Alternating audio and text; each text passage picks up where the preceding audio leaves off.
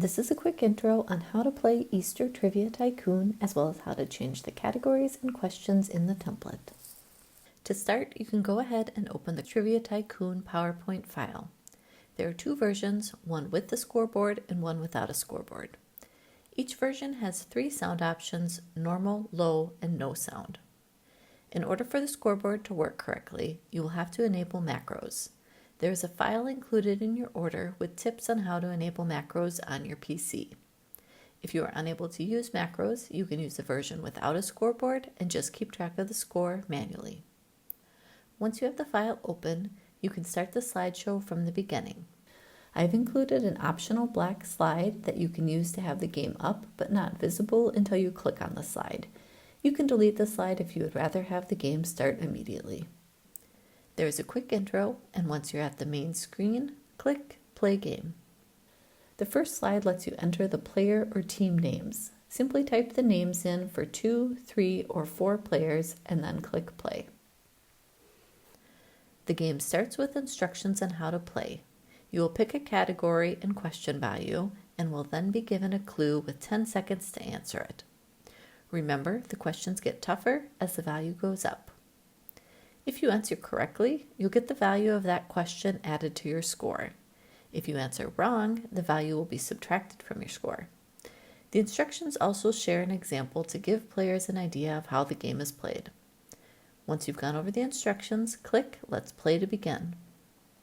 The first player will choose a category and question value. The clue will automatically appear and then the timer will start immediately after. They have 10 seconds to call out their answer in the form of a question. Once the time runs out, you as the host will click on correct if they got it or wrong if they didn't.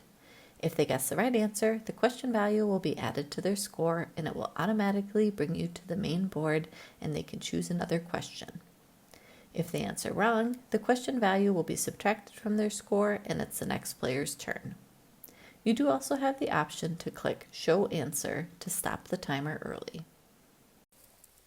The board includes one Jellybean Jackpot. The player that finds it will have the chance to choose how much money they'll gain or lose depending on their answer.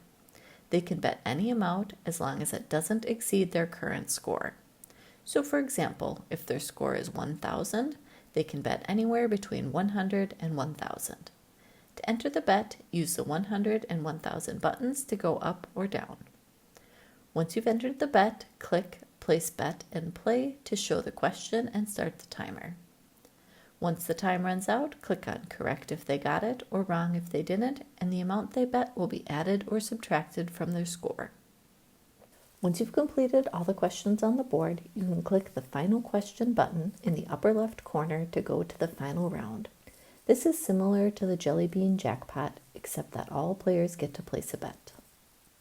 Again, they can bet any amount as long as it doesn't exceed their score. You can enter the bet for each player using the 100 and 1,000 buttons to go up or down, and then click Place Bet and Play to show the question and start the timer.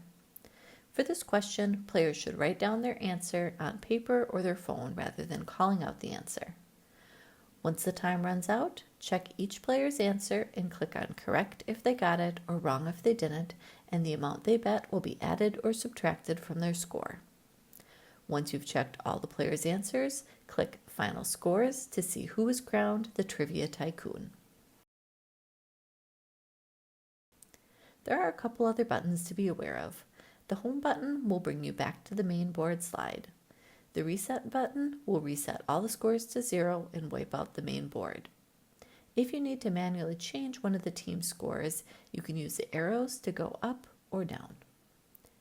You can play the game as provided, or if you want to personalize or refresh the game, it's very easy to change the categories, questions, and answers. Unless you're starting from the original presentation, I always recommend you reset the score to 0 before editing by going into any game slide and clicking the Reset Scores button.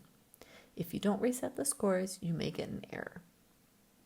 To change the categories, go to the main board slide and enter your new categories in the text boxes.